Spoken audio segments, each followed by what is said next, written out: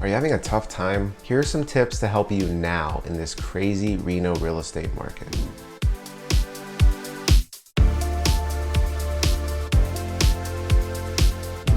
Hey everyone, it's David Tully. I'm a local real estate agent here in the area.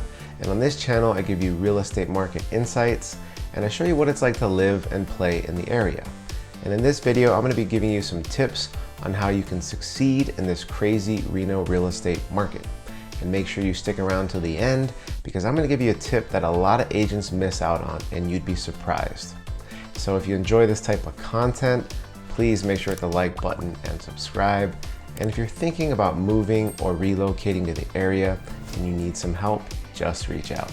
So the first thing you're going to want to do is get your pre-approval letter in order. So if you're using a pre-approval letter from 2 to 4 months ago, you might want to check in with your lender as soon as possible because interest rates have gone up significantly from just 2 to 4 months ago. So you might be making offers on homes with a pre-approval letter that is completely outdated.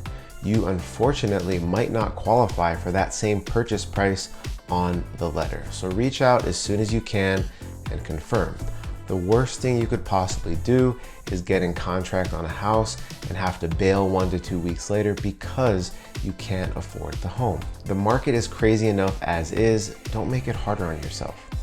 And if you're looking at homes without getting pre-approved or you're not pre-approved yet, I would highly recommend talking to a lender first.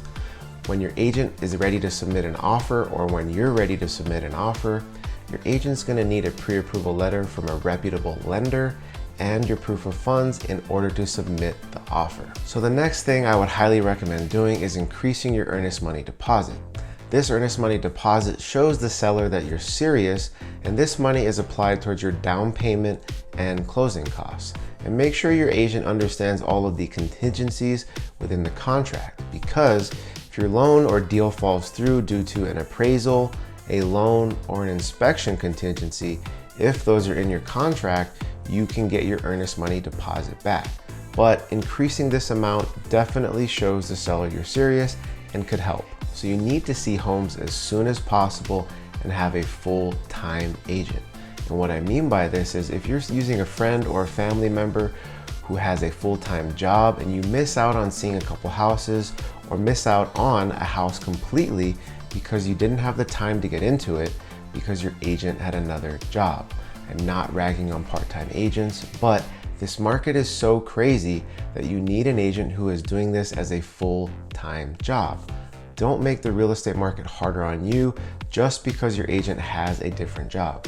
So you're thinking about writing an offer and you're wondering how strong should the offer be? Like I said, with most homes going pending in less than 7 days, I highly recommend your agent talk to the other agent and feel out the activity and how many offers they have and what potential review date they might have. This can gauge the interest and show you how many offers that you're going to get and how much you need to offer. And you also have to understand that the agents in Nevada or in Reno need permission from the seller to disclose pertinent information or the offer price to other agents. So if they're not disclosing a ton of information to you, that just means they don't have permission.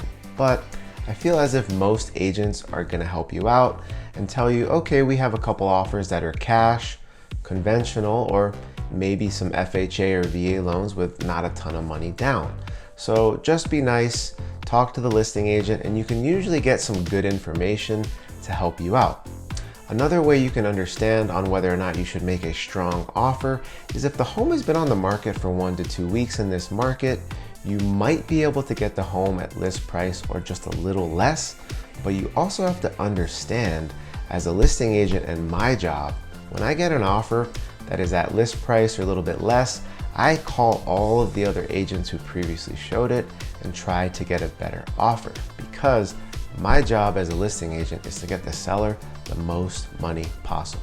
So offer as strong as you can and put your best foot forward right out of the gate. All right, so waiving contingencies.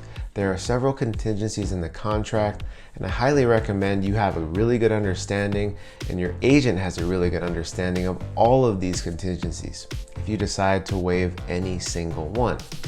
The first is the appraisal contingency. So you're gonna want your agent to send you a list of comparable sales and truly make sure that you're really comfortable with the 3 or 4 different possible scenarios. And if the appraisal comes in significantly lower, are you okay with paying that difference from the appraised value to the purchase price? Because in this market, many times an appraisal can come in low or much lower than the purchase price. So make sure you and your agent have a really good understanding of this. The second is the loan contingency. And if you're getting a loan, I guess you can't really truly waive a loan contingency, but some people still do to look stronger. So what this means is if you waive this loan contingency is basically if you lose your job or you can't qualify for the loan, you can't get your earnest money deposit back because of that. So what that means is you would be forfeiting your earnest money deposit. So if you're comfortable with doing that, definitely do it. The next is the inspection contingency. And I've sold hundreds of homes and I personally have never had any client waive the inspection contingency. And it's not personally something that I would recommend. The only client who has ever waived the contingency was an investor client who had purchased 500 plus homes. So like I said, the appraisal, the inspection, and the loan contingencies are very important. But if you want to make your offer stronger, you can certainly waive these if you understand what you're doing. So you're probably wondering, how can I make my offer stronger without waiving the appraisal contingency? And this is called an appraisal gap clause. And I'm sure you've heard a lot about it recently because a ton of agents talk about it. So let me give you an example. Say you're looking at a house that's $700,000 and you offer $750,000. But is it really that great of an offer if you're getting a loan? And it might only appraise around $700,000 to $720,000. What this appraisal gap clause does is, say the house appraised at $725,000 and you offered $750,000.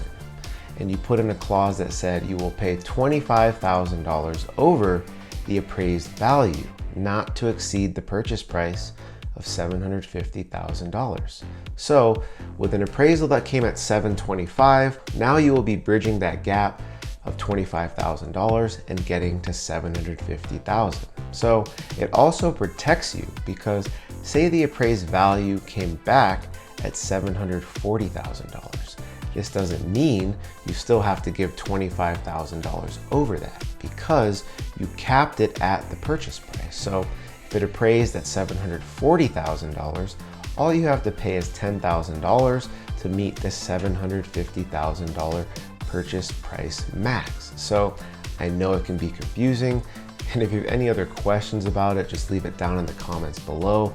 But I have used the appraisal gap clause many times over the last 2 years and have gotten a lot of contracts accepted because of this. So here's a very important tip, and a lot of agents don't do this.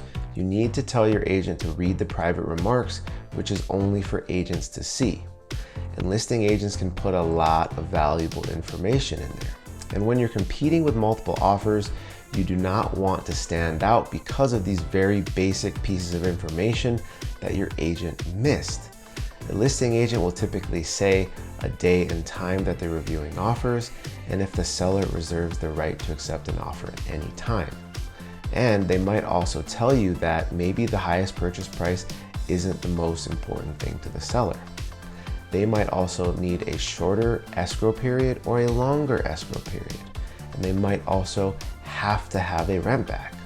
They might also want disclosures or seller's real property disclosure forms signed up front. These are all very important pieces of information. And like I said, if you're competing against multiple offers, you don't want the agent to have a sour taste in their mouth because you didn't follow some of these basic pieces of information that they provided for you. In this video, I've given you tips on how to succeed in this crazy Reno real estate market. And if you have any questions, just leave them down in the comments below or reach out to me directly.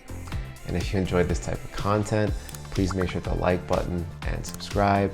And if you're thinking about moving or relocating to the Reno or Sparks area and you need some help, just reach out. Hey, thanks so much for watching my video. I'll catch you on the next one. Take care.